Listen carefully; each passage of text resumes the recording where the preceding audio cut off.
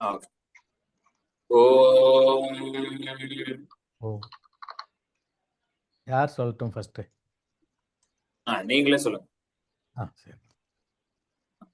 ஓம் भद्रं कर्णेभिः शृणुयाम देवाः भद्रं कर्णेभिः शृणुयाम देवाः भद्रं कर्णेभिः शृणुयाम देवाः भद्रं पश्येमाक्षभिर्यजत्राः भद्रं पक्ष्येमाक्षभिर्यजत्राः भद्रं पक्ष्यामिक्षभिर्यजत्राः இன்னொரு வாட்டி சொல்லுங்க. भद्रं भद्रं पश्येमाक्षभिर्यजत्राः भद्रं पक्ष्येमाक्षभिर्यजत्राः भद्रं पक्ष्येमाक्षभिर्यजत्राः स्थिरैरङ्गैस्तुष्टुवागुंसस्तनूभिः स्थिरैरङ्गैस्तुष्टुवागुंसस्तनूभिः स्थिरैरङ्गैस्तुष्टुवागुंसस्तनूभिः व्यशेम देवहितं यदायुः वशेम देवहितं यतायुः वशेम देवहितं यतायुः स्वस्ति न इन्द्रो वृद्धश्रवाः स्वस्ति न इन्द्रो वृद्धस्रवाः स्वस्ति न इन्द्रो वृद्धस्रवाः स्वस्ति नः पूषा विश्ववेदाः स्वस्ति न पूषा विश्ववेदाः स्वस्ति न पूषा विश्ववेदाः स्वस्ति नस्तार्क्ष्यो अरिष्टनेमिः स्वस्ति नर्ताक्ष्यो अरिष्टनेमिः स्वस्ति नस्तार्क्ष्यो अरिष्टनेमिः स्वस्ति नो बृहस्पतिर्दधातु स्वस्ति नो बृहस्पतिर्ददातु स्वस्ति नो बृहस्पतिर्ददातु ॐ शान्तिः शान्तिः शान्तिः ஓம் சாந்தி சாந்தி சாந்திஹி. ஒரு நிமிஷம், நான் அந்த புது டாக்குமெண்ட்டை எடுத்துட்டு வரேன். அதில் இன்னும் இருக்குன்னார். ஒரு நிமிஷம்.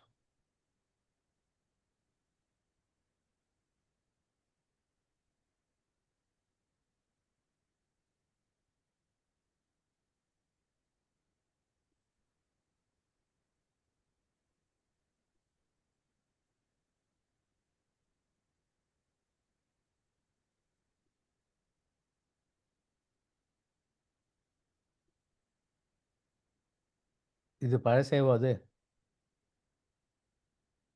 ஆமாம், இது இல்லை. இது பழசு, இது புதுசு எடுங்க. இப்போ லேட்டஸ்ட் அனுப்பிச்சேன். இதுதானே? நமஸ்தே கணபதி. ஏதோ இருக்கு.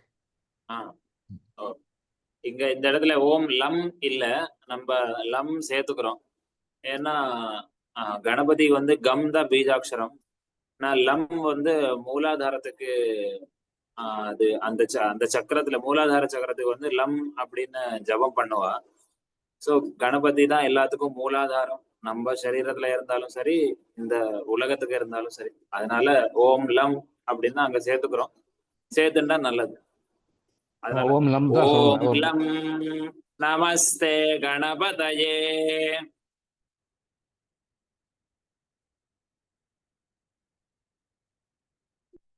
இப்போ யார் ரிப்பீட் பண்ண போறா? நீங்க சொல்லுங்க. நீங்க நானே சொல்லவா? சரி. ஓம் லம் நமஸ்தே கணபதயே. ஓம் லம் நமஸ்தே கணபதயே. त्वमेव प्रत्यक्षं तत्त्वमसि त्वमेव प्रत्यक्षं तत्त्वमसि त्वमेव प्रत्यक्षं तत्त्वमसि त्वमेव केवलं कर्तासि त्वमेव केवलं कर्तासि त्वमेव केवलं कर्तासि त्वमेव केवलं धर्तासि त्वमेव केवलं धर्तासि त्वमेव केवलं दर्तासि त्वमेव केवलं हर्तासि त्वमेव केवलं हर्तासि त्वमेव केवलं हर्तासि त्वमेव सर्वं खल्विदं ब्रह्मासि त्वमेव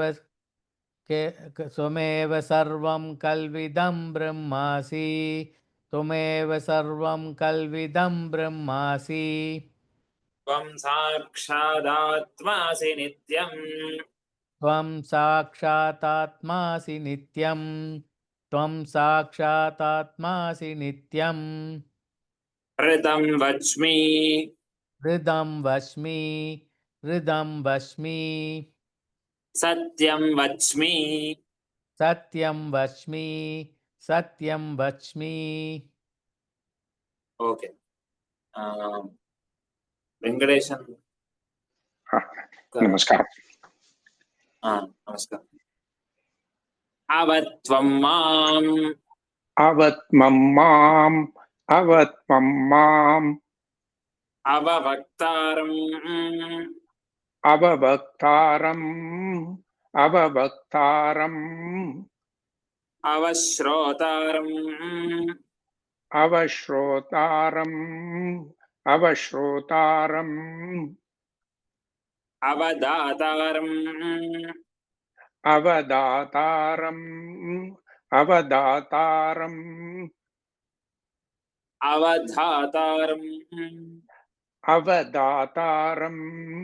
अवदातारम् अवानोचानमवशिष्यम् अवानुचानमवशिष्यम् अवानुचान இல்ல अवानूचान ஆக தீர்க்கமா சொல்லணும் अवानूचानमवशिष्यम्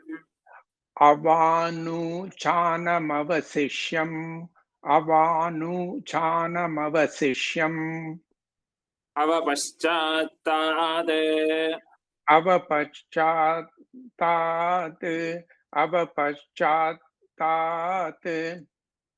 अवपुरस्तात् अवपुरस्तात् अवोत्तरात्तात् अवोदरात्तात् अवदक्षिणात्तात् अवदक्षिणात्तात् अवचोर्ध्वात्तात् अवचोर्ध्वात्तात् अवधरात्तात् अवतरात्तात् अवोदरात्तात् நீங்க அது மேல பாக்குறேன் அதுக்கப்புறம் 2 லைன் தாண்டி இருக்கு अवाधरात्तात् अवदरात्तात् अवादरात्तात् सर्वतो मां पाहि पाहि समन्तात् सर्वतो मां पाहि समन्तात् सर्वतो मां पाहि समन्तात् ராம் அப்படின்னு இருக்கு யாரு நமஸ்காரம். நமஸ்காரம் சொல்லுங்க त्वं वाङ्मयस्त्वं चिन्मयः त्वं वाङ्मयस्त्वं चिन्मयः त्वं वाङ्मयस्त्वं चिन्मयः त्वमानन्दमयस्त्वं ब्रह्ममयः நிமிஷம் நான் சான்ஸ்கிரிட்ல பார்த்துட்டு இருக்கேன். மாறிடுதா? அந்த பேராகிராஃப் இல்ல அந்த பேராகிராஃப் சான்ஸ்கிரிட் இல்ல இல்ல இல்ல ஆமா அதுல இல்ல. சரி ஓகே ஒரே ஒரு நிமிஷம். நாங்க சுருக்க எல்லாத்தையும் கரெக்ட் பண்ணிடுறோம். அது மட்டும் மிஸ் ஆயிட்டு அந்த பேராகிராஃப் மட்டும். சரி ஒரே நிமிஷம். நீங்க தமிழ் படிப்பேல? இல்ல இல்ல எனக்கு சரி பரவாயில்ல. ஓகே நான் இது எடுத்துட்டேன். நான் வேற எடுத்துட்டேன். சொல்லுங்கண்ணா. அத்தியாபகர் சொல்றது சொன்னா போதும். त्वमानन्दमयस्त्वं ब्रह्ममयः त्वम् त्वम् आनन्दमयस्त्वं ब्रह्ममयः त्वम् आनन्दमयस्त्वं ब्रह्ममयः त्वं सच्चिदानन्दाद्वितीयोऽसि त्वं सच्चिदानन्दात् द्वितीयोऽसि त्वं सच्चिदानन्दात् द्वितीयोऽसि त्वं प्रत्यक्षं ब्रह्मासि त्वं प्रत्यक्षं ब्रह्मासि त्वं प्रत्यक्षं ब्रह्मासि त्वं ज्ञानमयो विज्ञानमयोऽसि त्वं ज्ञानमयो विज्ञानमयोऽसि त्वं ज्ञानमयो विज्ञानमयोऽसि सर्वं जगदिदं त्वत्तो जायते सर्वं जगदिदं त्वत्तो जायते सर्वं जगदिदं त्वत्तो जायते सर्वं जगदिदं त्वत्तस्तिष्ठति सर्वं जगदिदं त्वत्तस्तिष्ठति सर्वं जगदिदं त्वत्तस्तिष्ठति सर्वं जगदिदं त्वयि लयमेष्यति सर्वं जगदिदं त्वयि लयमेष्यति सर्वं जगदिदं त्वयि लयमेष्यति सर्वं जगदिदं त्वयि लयमेष्यति सर्वं जगदिदं त्वयि प्रत्येति सर्वं जगदिदं त्वयि प्रत्येति सर्वं जगदिदं त्वयि प्रत्येति त्वं भूमिरापो नलो निलो नभः त्वं भूमिरापो नलो निलो नभः त्वं भूमिरापो नलो निलो नभः त्वं चत्वारि वाक्पदानि त्वं चत्वारि वाक्पदानि त्वं चत्वारि वाक्पदानि त्वं गुणत्रयातीतः त्वं गुणत्रयातीतः त्वं गुणत्रयातीतः त्वं त्वमवस्थात्रयातीतः त्वम् अवस्थात्रयातीतः त्वम् अवस्थात्रयातीतः त्वं देहत्रयातीतः त्वं देहत्रयातीतः त्वं देहत्रयातीतः त्वं कालत्रयातीतः त्वं कालत्रयातीतः त्वं कालत्रयातीतः त्वं मूलाधारस्थितोऽसि नित्यम् त्वं मूलाधारस्थितोऽसि नित्यम् त्वं मूलाधारस्थितोऽसि नित्यम् त्वं शक्तित्रयात्मकः त्वं शक्तित्रयात्मकः त्वं शक्तित्रयात्मकः त्वां योगिनो ध्यायन्ति नित्यम् त्वां योगिनो ध्यायन्ति नित्यम् त्वां योगिनो ध्यायन्ति नित्यम् त्वं ब्रह्मा त्वं विष्णुस्त्वं रुद्रस्त्वमिन्द्रस्त्वम् त्वं ब्रह्मा त्वं विष्णुस्त्वं रुद्रस्त्वम् इन्द्रस्त्वम् त्वं ब्रह्मा त्वं विष्णुस्त्वं रुद्रस्त्वम् इन्द्रस्त्वम् अग्निस्त्वं वायुस्त्वं सूर्यस्त्वम् अग्निस्त्वं वायुस्त्वं सूर्यस्त्वम् अग्निस्त्वं वायुस्त्वं सूर्यस्त्वम् चन्द्रमास्त्वं ब्रह्म भूर्भुवस्वरो चन्द्रमास्त्वं ब्रह्म भूर्भुवस्वरो चन्द्रमास्त्वं ब्रह्म भूर्भुवस्वरो சாரி போறோம். வேற யாரும் இன்னும் சொல்லல. ஃபர்ஸ்ட் ரவுண்ட்ல வேற யாரும் இன்னும் சொல்லாம இருக்கா? இன்னொரு கணேஷ் இருக்கார். 2வது கணேஷ். ஆன் பண்ணி. நானும் என்ன சொல்றேன் அப்புறம். அப்புறம் ரவி. சரி சொல்றேன். உங்களுக்கு சொல்றேன். நமஸ்காரம். நமஸ்காரம்.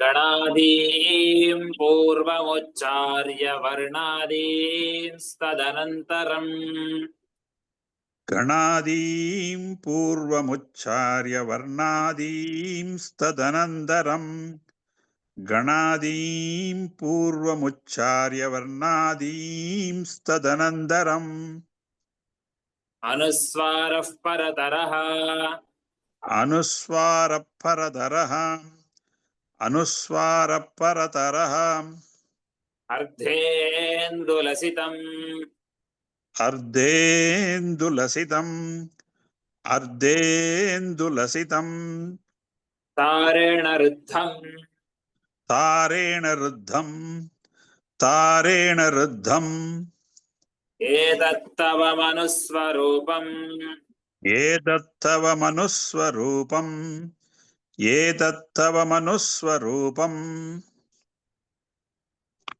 गकारः पूर्वरूपम् गकारपूर्वरूपम्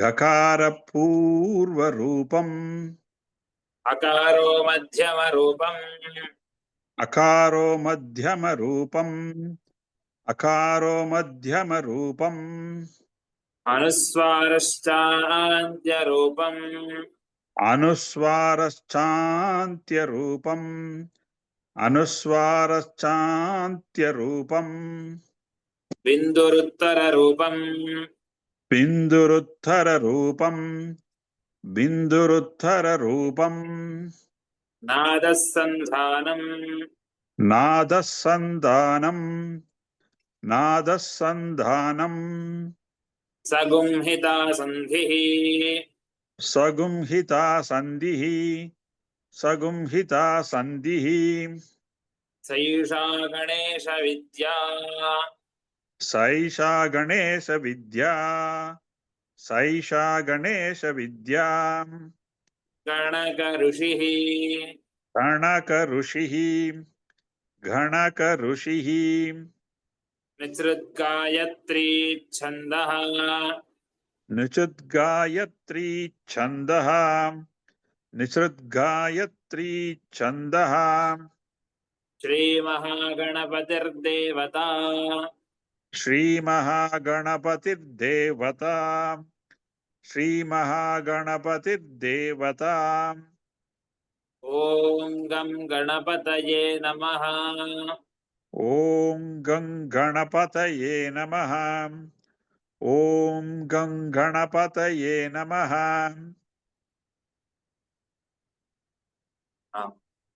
வேற யாருன்னா என்ன இருக்கா? ரவி அண்ணா இருக்கா? வேற யாரு இருக்கா? அவ்வளவுதானே.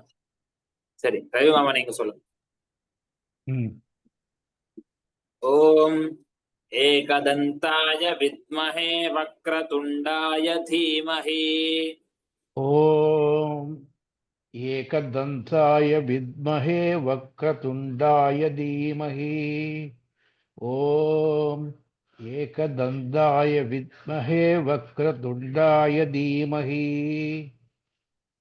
तन्नो दन्तिः प्रचोदयात् तन्नो दन्ति प्रचोदयात् तन्नो दन्ति प्रचोदयात् एकदन्तं चतुर्हस्तं पाशमङ्कुशधारिणम् एकदन्तं चतुर्हस्तं पाशमङ्कुशधारिणम् एकदन्तं चतुर्हस्तं पाशमङ्कुशधारिणम् रदं च वरदं हस्तैर्बिभ्राणं मूषकध्वजम् रदं च वरदं हस्तैर्बिभ्राणं मूषकध्वजम् रदं च वर्तं हस्तैर्बिभ्राणं मूषकध्वजम् रक्तं लम्बोदरं शूर्पकर्णकं रक्तवाससम् रक्तं लम्बोदरं शूर्पकर्णकं रक्तवाससम् रक्तं लम्बोदरं शूर्पकर्णकं रक्तवाससम् रक्तगन्धानुलिप्ताङ्गं रक्तपुष्पैः सुपूजितम् रक्तगन्धानुलिप्ताङ्गं रक्तपुष्पैः सुपूजितम् रक्तगन्धानुलिप्ताङ्गं रक्तपुष्पैः सुपूजितम् भक्तानुकम्पिनं देवं जगत्कारणमच्युतम् भक्तानुगम्बिनं देवं जगत्कारणमच्युतम् भक्तानुगम्बिनं देवं जगत्कारणमच्युतम् आविर्भूतं च सृष्ट्यादौ प्रकृतेः पुरुषात् परम् आविर्भूतं च सृष्ट्यादौ प्रकृते पुरुषात् परम् आविर्भूतं च सृष्ट्यादौ प्रकृते पुरुषात् परम् एवं ध्यायति यो नित्यं स योगी योगिनां वरः एवं ध्यायति यो नित्यं स योगी योगिनां वरः एवं ध्यायति यो नित्यं स योगी योगिनां वरः नमो व्रातपतये नमो गणपतये नमः प्रमथपतये नमो रातपतये नमो गणपतये नमः प्रमथपतये नमो रातपतये नमो गणपतये नमः प्रमथपतये नमस्ते स्तुलम्बोदरादैकदन्ताय विघ्नविनाशिने नमस्तेस्तु लंबोदरायै गदन्तायै विघ्ननाशिने नमस्तेस्तु लंबोदरायै गदन्तायै विघ्ननाशिने शिवसुताय श्रीवरदमूर्तये नमो नमः शिवसुदाय वरदमूर्तये नमो नमः शिवसुदाय वरदमूर्तये नमो नमः ॐ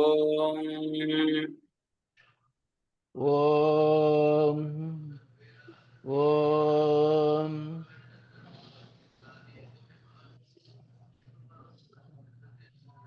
recording off பண்ணி சான்ஸ்கிரிட் சரி recording பண்ணிட்டேன் கேட்குறப்ப போட்டுருக்கேன் ஒரு அனௌன்ஸ்மெண்ட்டை சொல்லிடுறேன். இன்னைக்கு 2 செஷன் ரெக்கார்ட் பண்ணியிருக்கோம். 2யும் நான் குரூப்பில் ஷேர் பண்ணிக்கிறேன். தினம் அட்லீஸ்ட் ஹாஃப் அன் ஹவர் ஆகுது. 2 இருக்குது, 2யும் சொன்னால் 1 ஹவர் ஆகும். ஹாஃப் அன் ஹவர் ஆகுது ரிப்பீட் பண்ணுங்க அந்த இதை போட்டு. நான் முடிஞ்சால் ஆடியோவும் தனியாக அனுப்புகிறேன். அவர் ஒருத்தர் நாகராஜன் சொன்னார், ஏதோ ஒரு சைட்டில் இந்த யூடியூப் லிங்கை கொடுத்தா ஆடியோவை மட்டும் தனியாக கழட்டி கொடுத்துருமா அது.